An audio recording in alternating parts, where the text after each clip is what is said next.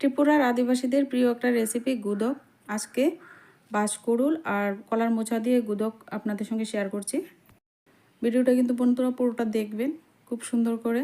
আজকে গুদক রেসিপিটা আপনাদের সঙ্গে শেয়ার করছি। আর এই রেসিপিটা কিন্তু ত্রিপুরার আদিবাসীদের প্রিয় একটা রেসিপি। তো দেখো বন্ধুরা, আমি কিন্তু বাঁশের যে কচি বাঁশটা যে নিয়েছি সেটা কিন্তু বাড়ি থেকে নিয়েছি। আর এইভাবে পাতলা পাতলা করে এভাবে কেটে নেব। বাঁশের কোড়ুল কিন্তু এখন বাজারে অ্যাভেলেবেল পাওয়া যায়। তো দেখো বন্ধুরা, আমি কিন্তু কচি বাঁশটা বাড়ি থেকে নিয়েছি। আর বাঁশের মাঝখানে যে গাইডটা থাকে, তো এই গাইডটা কিন্তু ফেলে দেব, কারণ সেটা কিন্তু একটু শক্ত শক্ত লাগবে, সেই জায়গাটা কিন্তু ফেলে দেব। আর মাঝের যে অংশগুলি থাকে এইভাবে একদম পাতলা পাতলা করে কেটে নিয়ে নেব। বন্ধুরা, বাঁশকুড়ুল দিয়ে কিন্তু অনেক রকমের রেসিপি রান্না করে খাওয়া যায়। তো এর মধ্যে আমি আজকে গুদক রেসিপিটা আপনাদের সঙ্গে শেয়ার করছি। তো গুদক কিন্তু খুবই সুস্বাদু একটা রেসিপি আর খুবই হেলদি একটা রেসিপি। আপনারা অবশ্যই বাড়িতে একবার ট্রাই করবেন আমার রেসিপি ফলো করে। এভাবে ভালো করে বাঁশটাকে প্রথমে কেটে নিয়েছি। এবার তার সাথে আমি কলার মোছাও দেব। আর এমনিতেই কিন্তু শুধু বাঁশকুড়ুল দিয়েও কিন্তু খাওয়া যায়, আবার কলার মোছা দিয়েও কিন্তু গুদক খাওয়া যায়। তো আমি কলার মোচা আর বাঁশকুড়ুল একসাথে দিয়েই কিন্তু আজকে গুদকটা করছি। তো ভীষণই ভালো লাগে। এইভাবে তো আপনারা সবাই তো জানেন কলার মোচা কীভাবে ছাড়াতে হয়। তো এইভাবে ছাড়িয়ে নিয়ে তো পরিষ্কার করে নেব। আমার চ্যানেলে যদি নতুন বন্ধু হয়ে থাকেন, চ্যানেলটি সাবস্ক্রাইব করে দিয়ে পাশে থাকবেন। পাশে থাকা বেল আইকনটি বাজিয়ে দেবেন। যখনই আমি কোনো ভিডিও আপলোড করব আপনারা কিন্তু সবার প্রথমে সাথে সাথে পেয়ে যাবেন। এবার সবগুলি উপকরণ একসাথে নিয়ে নিচ্ছি একটা বাটিতে। আর এরপর আমি এবার জল দিয়ে দেব। জল দিয়ে ভালো করে একটু ধুয়ে নেব। এবার ভালো করে একটু ঝাঁকিয়ে ঝাঁকিয়ে ধুয়ে নিয়ে এবার একটা থালাতে উঠিয়ে নেব। তো খুব সহজ বন্ধুরা, আশা করছি ভালো লাগবে। ভিডিওটা পুরোটা দেখো। তো এবার ধুয়ে এবার একটা থালাতে উঠিয়ে নিচ্ছি। এবার একটা কড়াই নিয়ে নেব। এই কড়াইয়ের মধ্যে আমি সমস্ত উপকরণ দিয়ে দেব।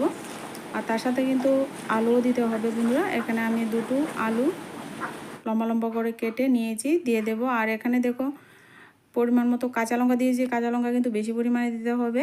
তো এই রেসিপিটা কিন্তু কাঁচা লঙ্কা দিয়েই করব সম্পূর্ণ রেসিপিটা। আর এখানে দুটো বড় সাইজের পেঁয়াজ ভারী কুচি করে নিয়েছি, দিয়ে দিলাম। এবার একটা ঢাকনা দিয়ে পরিমাণ মতো জল দিয়ে ঢেকে চুলায় বসিয়ে দেব। আর অনেকেই আছেন গুদোকে একটু রসুন খেতে পছন্দ করেন, তাহলে কিন্তু 1-2 কোয়া রসুন আপনারা এখানে দিতে পারেন, কিন্তু আমার কাছে ভালো লাগে না রসুন দিয়ে। এবার ঢেকে আমি চুলায় বসিয়ে দিব। আর অন্যদিকে আমি একটা বাটিতে জল নিয়েছি। এবার যে শুটকি মাছগুলি নিয়েছি, শুটকি মাছগুলিকে এইভাবে ভালো করে ধুয়ে নিতে হবে। 3-4 বার জল পাল্টিয়ে একদম পরিষ্কার করে ধুয়ে নেব। আর আমি কিন্তু এই শীতল শুটকিটা নিয়েছি, আপনারা কিন্তু পুঁটি শীতল শুটকিটাও নিতে পারবেন।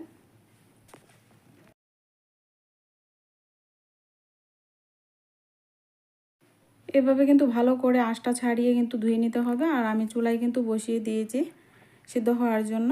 তো এবার ঢাকনাটা উঠিয়ে বলক চলে এসছে। তো এবার আমি এখানে পরিমাণ মতো লবণ দিয়ে দিলাম। এবার আর শুটকি মাছগুলিকেও দিয়ে দেব। দিয়ে এবার একটু ভালো করে একটু নাড়াচাড়া করে ডুবিয়ে দেব, যাতে শুটকি মাছটা ভালো করে সেদ্ধ হয়ে যায়। এবার কিন্তু আবারও ঢাকা দিয়ে দেব যতক্ষণ না পর্যন্ত ভালো করে জলটা একেবারে কিন্তু শুকিয়ে যাচ্ছে। তো এবার দেখো বন্ধুরা, এই আমি যে শুটকি মাছগুলি দিয়েছিলাম সেই মাছগুলির কাঁটাটা এভাবে তুলে ফেলে দিতে হবে। তো এভাবে যখন ফেলে দিলে খাওয়ার সময় কিন্তু মুখে পড়বে না, ভালো লাগবে খেতে। এভাবে কিন্তু শুটকি মাছের কাঁটাগুলিকে আমি সবগুলি তুলে ফেলে দেব। আবারও কিছুক্ষণ নাড়াচাড়া করে নিয়ে নেব। তো জলটা কিন্তু অনেক রয়ে গেছে, আবারও ঢেকে দিয়ে দেব।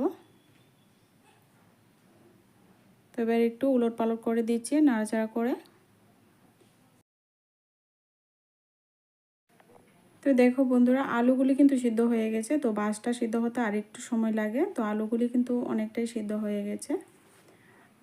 আরও কিছুক্ষণ সিদ্ধ করে নেব ভালো করে, যাতে করে একেবারে যেন গলে যায়। আর জলটা আরও শুকিয়ে নিতে হবে। তো এবার আবারও ঢাকা দিয়ে আরও কিছুক্ষণ রান্নাটা করে নেব। এবার অনেকক্ষণ ঢাকা দিয়ে রেখেছিলাম। চুলার আঁচটাকে লোতে করে এবার জলটা মোটামুটি শুকিয়ে গেছে, তো এবার আর ঢাকা দিতে হবে না। তো এবার ঢাকনা খোলা রেখে আর একটু সময় রান্নাটা করে নেব।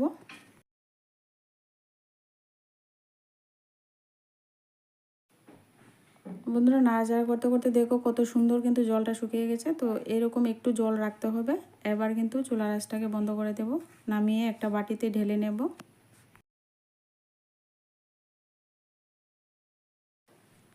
এবার কিন্তু একটা বাটিতে নিয়েছি। এবার আমি একটা মাডেল নিয়েছি, যেটা দিয়ে আমি এভাবে গুদকটা এবার এভাবে কিন্তু কেচে নিতে হবে। তো আপনারা কিন্তু গ্লাস দিয়েও করতে পারবেন এই কাজটা। তো ভালো করে কিন্তু লঙ্কাগুলিকে ভালো করে একদম মিহি করে মিশিয়ে দিতে হবে। একটু ঝাল ঝাল হলে ভালো লাগে খেতে। তো আপনারা কিন্তু আপনাদের পরিমাণ মতো ঝালটা বুঝে দেবেন। আমি কিন্তু অনেকগুলি কাঁচা লঙ্কা এখানে ব্যবহার করেছি। তো আর জলটা কিন্তু একটা বাটিতে কিন্তু নিংড়ে নিয়ে নিতেও পারবেন, আবার এভাবে কিন্তু আমার মতো করেও করতে পারবেন। তো এভাবে করে আমি এভাবে যতক্ষণ পর্যন্ত সুন্দর করে একটু গাটা গাটা হয়ে যাচ্ছে, তো এভাবে কিন্তু করে নিতে হবে, এভাবে ঘেটে নিতে হবে। তো এবার কিন্তু গুদকটা রেডি হয়ে গেছে। তো এবার উপর থেকে আমি কিছু পেঁয়াজ দিয়ে দেব। আপনারা পেঁয়াজ কুচি দিয়ে পরিবেশন করে নিতে পারবেন। এবার কিন্তু আমি উপর থেকে একটু পেঁয়াজ কুচি ছড়িয়ে দিয়ে সৌন্দর্যের জন্য ছড়িয়ে দেব। আপনাদের কাছে যদি এই গুদক রেসিপিটা ভালো লাগে অবশ্যই লাইক কমেন্ট শেয়ার এবং চ্যানেলটি বন্ধুরা সাবস্ক্রাইব করতে ভুলবেন না। আর রেসিপি কেমন লাগে অবশ্যই কমেন্টের মাধ্যমে জানাবেন। আজকে ভিডিওটা এ পর্যন্তই, দেখা হচ্ছে নেক্সট ভিডিওতে।